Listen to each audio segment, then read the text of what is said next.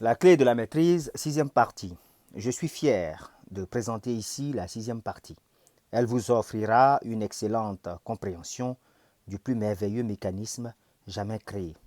Un mécanisme qui vous permet de créer santé, force, succès, prospérité ou toute autre circonstance désirée. Les besoins sont des demandes. Les demandes créent une action et les actions engendrent des résultats. Le processus d'évolution construit constamment nos lendemains à partir de nos aujourd'hui. Le développement individuel, tout comme le développement universel, doit être progressif et démontrer une capacité et un volume toujours croissant. Le fait de savoir que si nous violons les droits d'autrui, nous sommes tels des épines morales qui s'enfoncent à chaque virage, doit indiquer que le succès repose sur l'idéal moral le plus élevé, c'est-à-dire le plus grand bien envers le plus grand nombre. Le maintien constant et persistant de l'aspiration, du désir et des relations harmonieuses aura des résultats. Le plus grand obstacle provient des idées incorrectes et inébranlables. Pour être en accord avec la vérité éternelle, nous devons posséder équilibre et harmonie intérieure. Afin de recevoir l'intelligence, le récepteur doit s'accorder à l'émetteur. La pensée est un produit de l'esprit et l'esprit est créateur. Mais cela ne signifie pas que l'universel changera son mode de fonctionnement pour s'adapter à nous ou à nos idées. Cela signifie, par contre, que nous pouvons entrer en relation harmonieuse avec l'universel et une fois ceci accompli, nous pouvons demander tout ce à quoi nous avons droit. La voie nous sera indiquée. L'esprit universel est si merveilleux qu'il est difficile de comprendre sa puissance, ses possibilités utilitaires et sa production d'effets illimités. Nous avons constaté que cet esprit n'est pas seulement toute intelligence, mais toute substance. Comment, dès lors, le différencier dans la forme? Comment obtenir l'effet que nous désirons?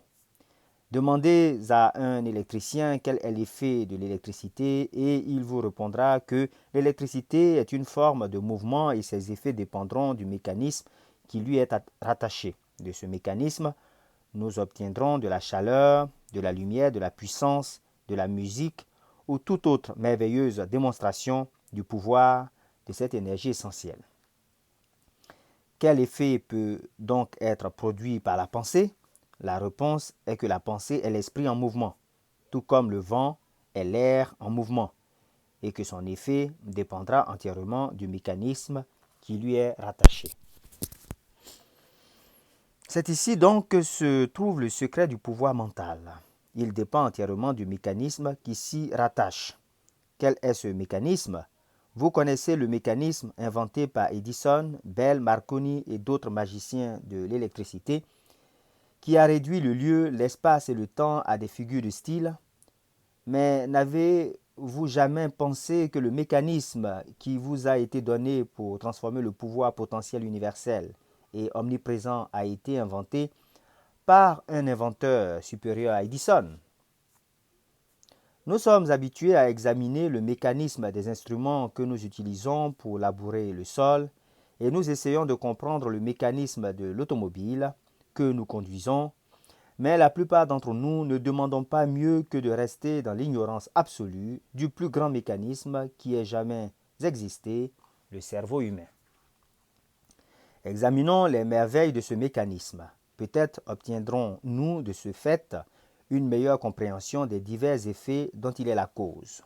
En premier lieu, il y a le vaste monde mental dans lequel nous vivons, nous nous mouvons et avons notre être. Ce monde est omnipotent, omniscient et omniprésent. Il répondra à notre désir de manière directement proportionnelle à notre but et à notre foi. Notre but doit être conforme à la loi de notre être, c'est-à-dire qu'il doit être créateur ou constructif. Notre foi doit être assez forte pour engendrer un courant de force à même d'apporter la manifestation de notre but. Il vous sera accordé selon votre foi. Supporte le sceau de l'épreuve. Les effets produits dans le monde extérieur sont le résultat de l'action et de la réaction de l'individuel sur l'universel. C'est le processus que nous appelons pensée. Le cerveau est l'organe qui accomplit ce processus. Telle est la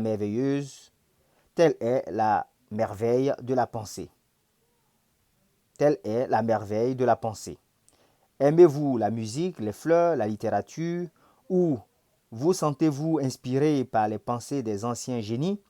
Souvenez-vous que toute beauté à laquelle vous répondez doit d'abord avoir été esquissée dans votre cerveau pour que vous puissiez l'apprécier. Il n'est pas de vertu ou de principe dans l'entrepôt de la nature que le cerveau ne puisse exprimer. Le cerveau est un monde embryonnaire qui est prêt à se développer à tout moment dès qu'une nécessité se fait sentir. Si vous pouvez comprendre qu'il s'agit là d'une vérité scientifique et d'une des merveilleuses lois de la nature, il vous sera plus facile de comprendre le mécanisme qui contribue à l'accomplissement de ces extraordinaires résultats. Le système nerveux a été comparé à un circuit électrique avec sa batterie de cellules engendrant la force et sa matière blanche dont les fils isolés transportent le courant. C'est à travers ces canaux que chaque impulsion ou désir est mené à bonne fin dans le mécanisme. La moelle épinière est le grand moteur et la voie sensorielle qui sert à la transmission des messages vers et depuis le cerveau. Ensuite, il y a l'approvisionnement en sang qui plonge à travers les veines et les artères en renouvelant notre énergie et notre force. C'est la structure parfaite sur laquelle repose l'ensemble de notre corps physique. Et finalement, notre belle peau délicate révèle l'ensemble du mécanisme de son manteau de beauté. Tel est le temple du Dieu vivant et dont le jeu individuel reçoit le contrôle. Le résultat dépendra de sa compréhension du mécanisme qu'il contrôle. Chaque pensée met en action les cellules cérébrales. Au début, la substance sur laquelle la pensée est dirigée ne répond pas, mais si la pensée est suffisamment raffinée et concentrée, en fin de compte, la substance cède et s'exprime à la perfection. Cette influence de l'esprit peut être exercée sur n'importe quelle partie du corps et causer l'élimination de tout effet indésirable. La parfaite conception et compréhension des lois régissant le monde mental ne peut qu'avoir une valeur inestimable dans les transactions commerciales, étant donné qu'elle développe le pouvoir du discernement et offre une compréhension et une appréciation plus claires des faits. L'homme qui regarde en lui plutôt qu'à l'extérieur ne peut que se servir des puissantes forces qui détermineront par la suite le cours de sa vie et qui le font ainsi vibrer avec tout ce qu'il y a de meilleur, de plus fort et de plus désirable. L'attention ou la concentration constitue probablement la caractéristique essentielle la plus importante pour le développement de la culture de l'esprit. Les possibilités de l'attention correctement dirigée sont si surprenantes qu'elles paraîtraient à peine croyables aux non-initiés. La culture de l'attention est la caractéristique distinctive de tout homme ou de toute femme prospère. C'est le plus haut accomplissement personnel que l'on puisse acquérir. Le pouvoir de l'attention peut être aisément compris en le comparant à une loupe focalisant les rayons du soleil. La loupe ne possède pas de force particulière aussi longtemps que vous la déplacez et que vous dirigez les rayons du soleil d'un point à l'autre. Mais si vous maintenez la loupe parfaitement fixe et que vous laissez les rayons se concentrer sur un point pendant un certain temps, son effet sera immédiatement manifeste. Il en va de même pour le pouvoir de la pensée. Si vous dissipez ce pouvoir en dispersant votre pensée d'un objet à un autre, vous n'obtenez aucun résultat. Mais si vous focalisez ce pouvoir grâce à votre attention ou à votre concentration sur un simple objectif pendant une certaine période de temps, plus rien n'est impossible. Remède très simple pour une situation très complexe, diront certains. D'accord. Essayez, vous qui n'avez jamais expérimenté, de concentrer votre pensée sur un but ou sur un sujet défini. Choisissez un objet, choisissez un sujet tout simple et concentrez-y votre attention pendant 10 minutes dans un but défini. Vous n'y arriverez pas. Votre esprit errera une bonne dizaine de fois et il vous sera nécessaire de le ramener sur le but original. Chaque fois, vous aurez perdu l'effet de votre concentration et à la fin des 10 minutes, vous n'y aurez rien gagné parce que vous n'aurez pas réussi à stabiliser votre pensée sur votre but. Toutefois, c'est par l'attention que vous arriverez finalement à surmonter les obstacles de toutes sortes qui apparaissent tandis que vous avancez et que vous vous élevez sur la voie. La seule manière d'acquérir ce merveilleux pouvoir, c'est par la pratique. La pratique mène à la perfection en ceci comme en tout. Afin de cultiver le pouvoir de l'attention, emportez avec vous une photographie sur le même fauteuil de la même pièce tout en adoptant la même position qu'auparavant. Examinez-la attentivement pendant au moins 10 minutes. Notez l'expression des yeux, la forme des traits, l'habillement, la coiffure. Notez soigneusement chaque détail de la photographie. Maintenant, couvrez-la, fermez les yeux et tentez de la visualiser mentalement. Si vous pouvez visualiser parfaitement chaque détail et si vous pouvez former une image mentale correcte de la photographie, je vous en félicite. Dans le cas contraire, répétez le processus jusqu'à ce que vous y arriviez.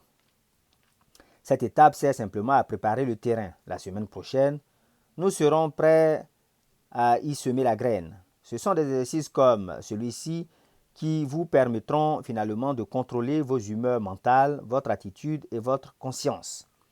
Les grands financiers apprennent à se mettre fréquemment en retrait de la multitude afin d'avoir plus de temps pour élaborer des projets, penser et engendrer de bonnes dispositions mentales.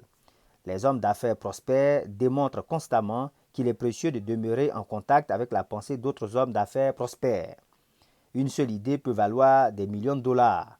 Ces idées peuvent uniquement approcher ceux qui y sont réceptifs, ceux qui sont prêts à les recevoir, ceux qui sont dans une disposition d'esprit prospère. Les hommes apprennent à s'harmoniser avec l'esprit universel.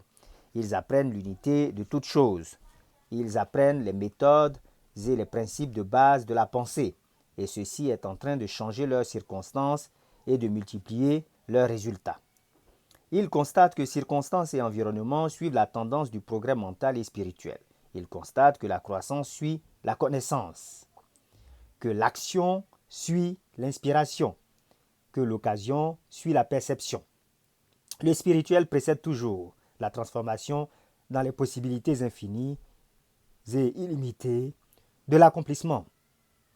Ils constatent que circonstances et environnements suivent la tendance du progrès mental et spirituel. Ils constatent que la croissance suit la connaissance, que l'action suit l'inspiration, que l'occasion suit la perception.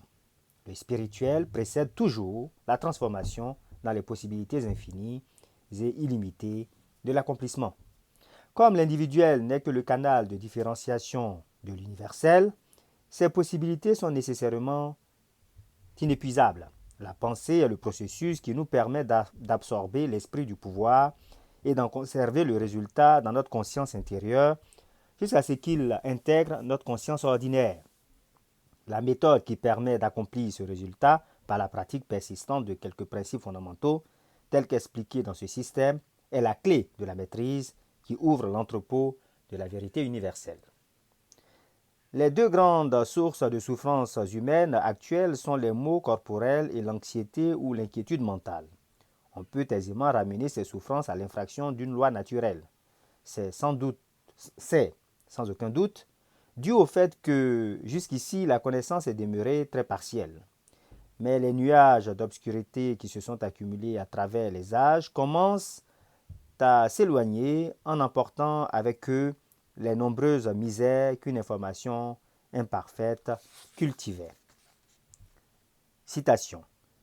Qu'un homme peut se changer, s'améliorer, se recréer, contrôler son environnement et maîtriser son propre destin est la conclusion des esprits éveillés au pouvoir de la pensée correcte dans l'action constructive.